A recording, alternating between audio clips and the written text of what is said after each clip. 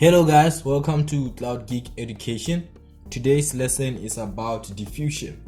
On the previous lesson we talked about matter, we explained matter and we explained everything related to matter and the kinetic theory of matter. So today we'll be talking about diffusion. We'll be wrapping up the particulate nature of matter, then we'll be moving on to the atomic structure. So without wasting any time, let's shoot straight to the point. Diffusion. What is diffusion?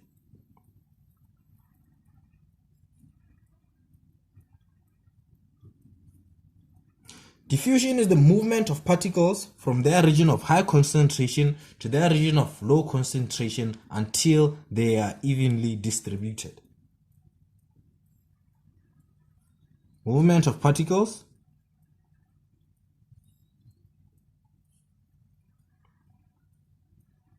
from their region of high concentration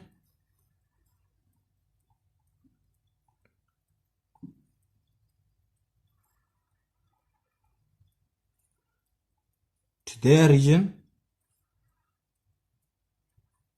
of low concentration until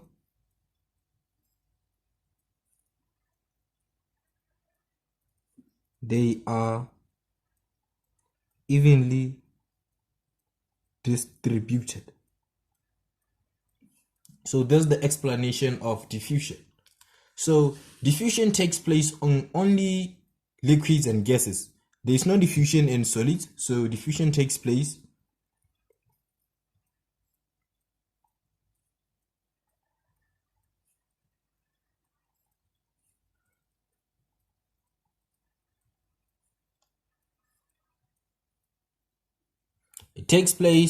in liquids and gases.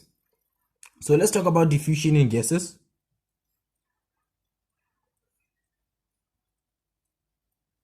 Let's talk about diffusion in gases. We're going to do an experiment.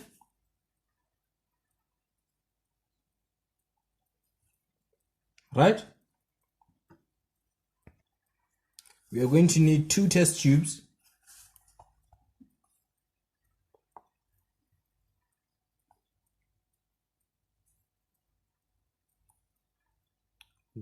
One glass disc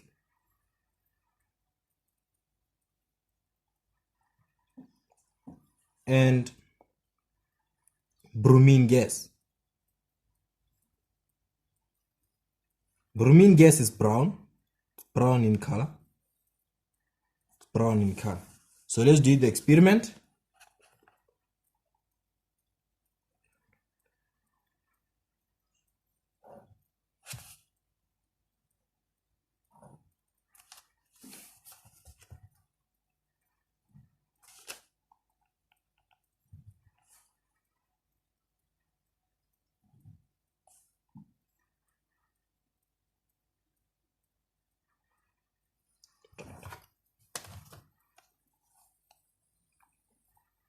So this right here is test tube 1. Let's name it test tube 1. This one is test tube 2. Right?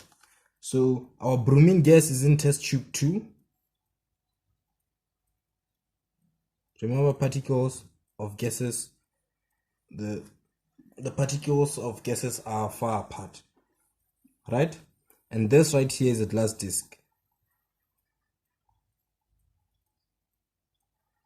Right? This is before we remove the glass disc. After we remove the glass disc,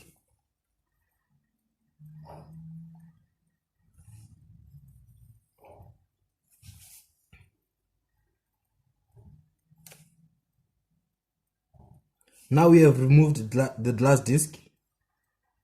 We see now test tube 1 and 2 covered with a brown gas. What happened?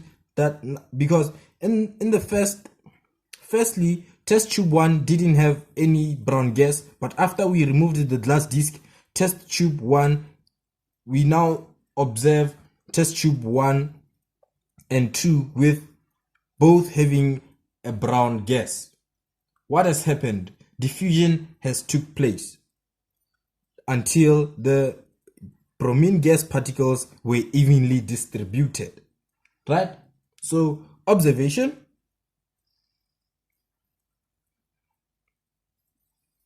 The bromine gas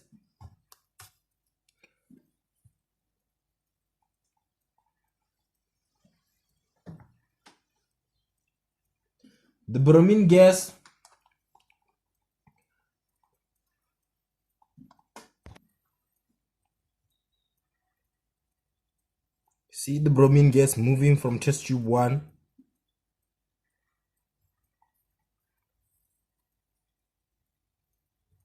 test tube 2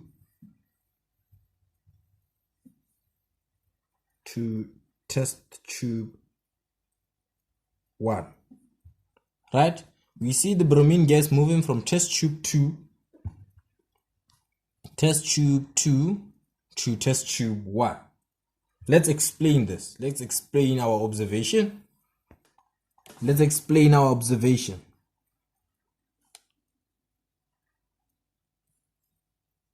Explanation.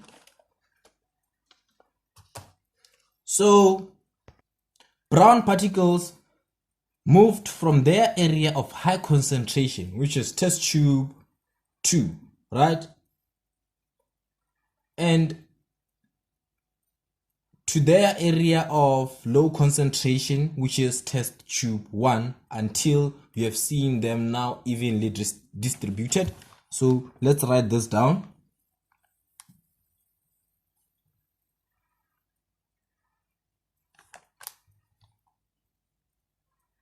Brown particles moved from their area of high concentration, which is test tube 2, right, to their region of low concentration,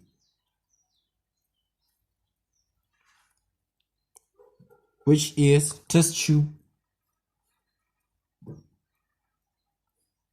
1, until we see them now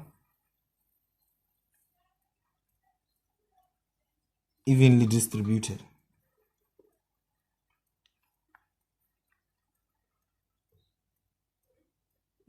Right. So we have explained diffusion in gases. Let's talk about diffusion in liquids.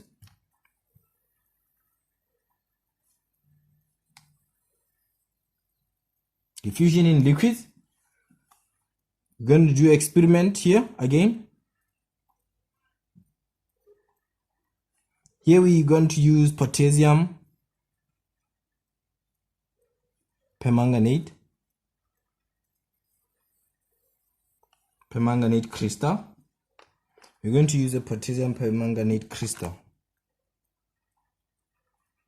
It's purple in color. So we are going to put potassium permanganate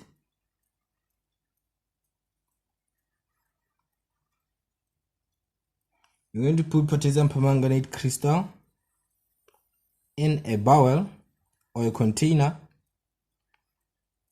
containing cold water.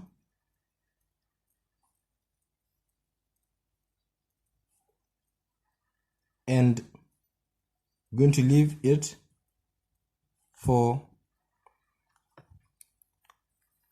several hours, approximately 9 hours. Let's say 9 hours. Right? What will be our observation?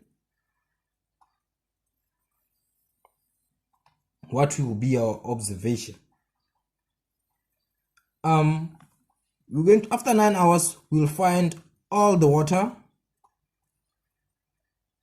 purple. We're going to find all the water purple. Why? Let's explain this. Let's explain this. In science, when you do an experiment, you expect to see the observations and the explanations and the results, right? That's what you expect to see in science, right? So explanation, potassium permanganate, particles moved.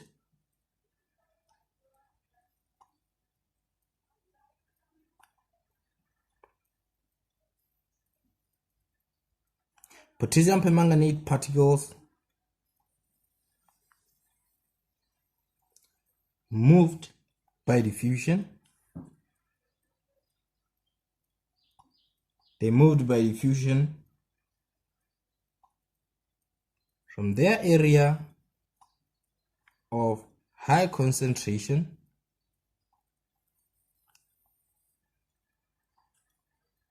to their area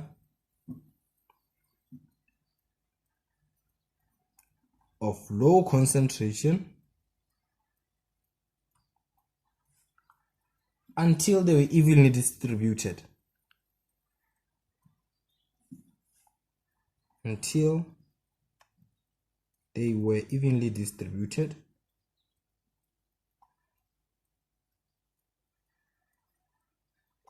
When we say they are evenly distributed, we mean that first a section in the water, we first saw that just a section in the water was purple. Now the whole water is purple, which means particles were evenly distributed. They were evenly distributed. They were equally distributed around the water molecule until the whole water was purple. Now let's move on to factors affecting the rate of diffusion. Factors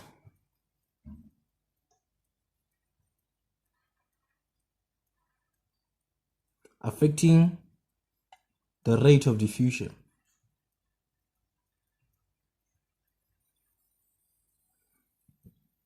Right, one, we have temperature. Temperature affects the rate of diffusion. How? High temperature gases dissolve faster since the particles have more kinetic energy.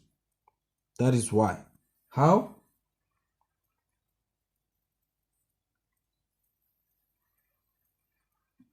High temperature gases diffuse faster. Why do they diffuse faster? Because the particles, let's talk about the particles, because the particles have more kinetic energy.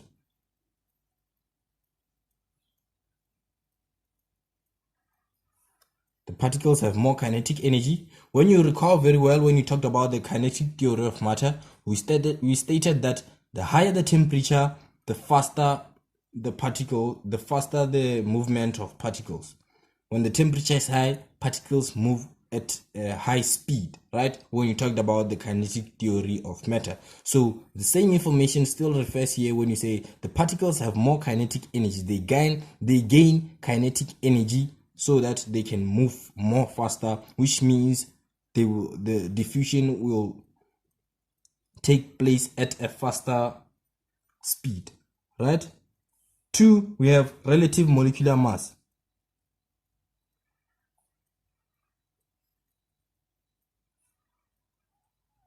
Relative molecular mass.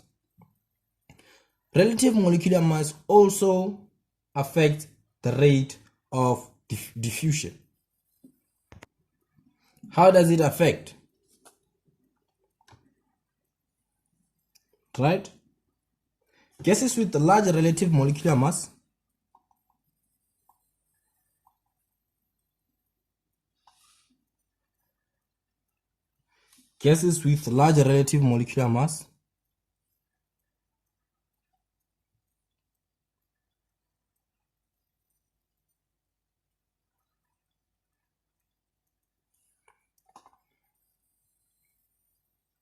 diffuse slow, right? Than gases with small relative molecular mass. Gases with large relative molecular mass diffuse slow. With the large ones, they diffuse slow, while with small ones, they diffuse fast. Why? First, let me show you how we calculate a relative molecular mass. That's when now I'll give you a reason why this is like that. So just put a finger on this one. Let's calculating relative molecular mass.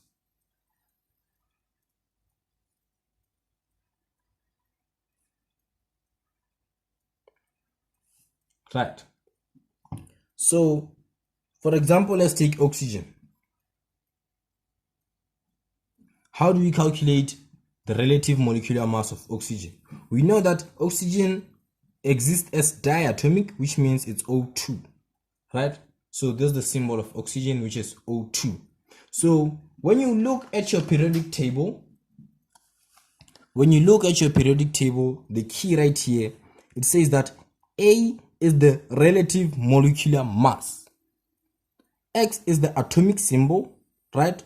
Then B is the proton or atomic number, right? So the relative molecular mass is the number on top on your periodic table, is the number on top of the atomic symbol. So we are going to look at oxygen and record its relative atomic mass. Oxygen is right here, right? So its relative atomic mass is 16. So we're going to say 16, then we're going to multiply 16 by 2. Why? Because oxygen exists as diatomic, which means this is O2, O times 2, right? 16 times 2. 16 times 2 is equals to 32, which means the relative atomic mass of oxygen is 32 mR. That's the unit for relative atomic mass, right? So let's calculate for carbon dioxide. Carbon dioxide is CO2, right? So you're going to take our periodic table, record the relative atomic mass of carbon. Carbon is here, which is 12. It's 12 plus oxygen. Where is oxygen? Oxygen is 16. 16. We don't forget this 2 right here. 16 times 2, right? Then 16 times 2 is 32. We add it to 12. 12 plus 32 is equals to 44. Is equals to 44 mR. So carbon dioxide's relative molecular mass is 44. Now let's take these two gases. Let's take oxygen versus carbon dioxide, right? We see that oxygen's relative atomic mass is 32, right? So let's say this circle right here represents oxygen. There's the particles, right? And let's say this circle right here represents carbon dioxide. There are the particles, right? They're evenly. Remember, this is a gas, right? So we expect oxygen to diffuse more faster than carbon dioxide. Why? Because it takes a small space for particles in oxygen to be evenly distributed, which means from this point to this point, the distance is too small, so it will move faster, while the distance from here to here is too large, which means it will take more time from particles to move here to here. Right? Now I guess you understand the statement when it says gases with a large relative molecular mass diffuse slow. This will diffuse slow because it takes a lot of time for particles to move from one place to another, while this one it will take short time because it takes less time for particles to move from one place to another. I guess you understand that, and I guess you understand how we calculate a relative molecular mass.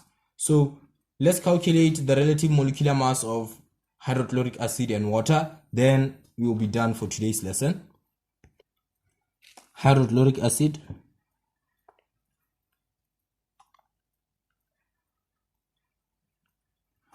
The hydrochloric acid symbol is HCl, right? So HCl, we have hydrogen plus chlorine, right? What is the relative atomic mass of hydrogen? The relative atomic mass of hydrogen is 1, which means this is 1, plus the relative atomic mass of chlorine is 35.5 plus 35.5, which means 1 plus 35.5 is equals to 36.5 mR. So this is the relative atomic mass of hydrochloric acid. What about water? Water, we all know that water is H2O, right? So hydrogen, we have 2 hydrogen plus oxygen, right?